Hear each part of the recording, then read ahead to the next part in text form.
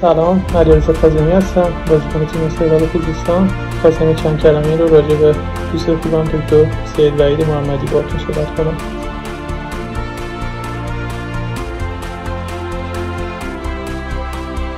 سید وحید فقط فیزیوتراپیست نیست، اون سازنده قدرت شما و نگهبان شما برای موندن تو اوج عملکرد خودتونه و یه چند سالی هست که داره با خیلی از ورزشکارای برتر همکاری میکنه تا اونا هر چقدر بهبود پیدا کنن، ریکاوری بشن و به اون اهدافی که تو ذهن خودشون دارن دست پیدا کنن.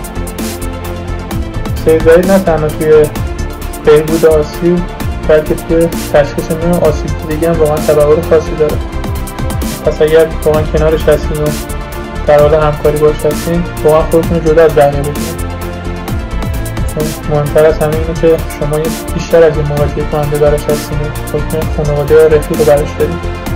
اینجوری مسلما میتونید زودتر به موفقیت دست پیدا کنید.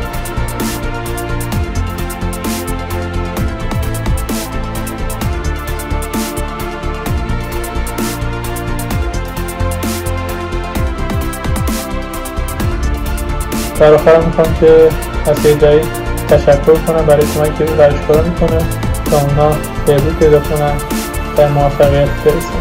ممنون.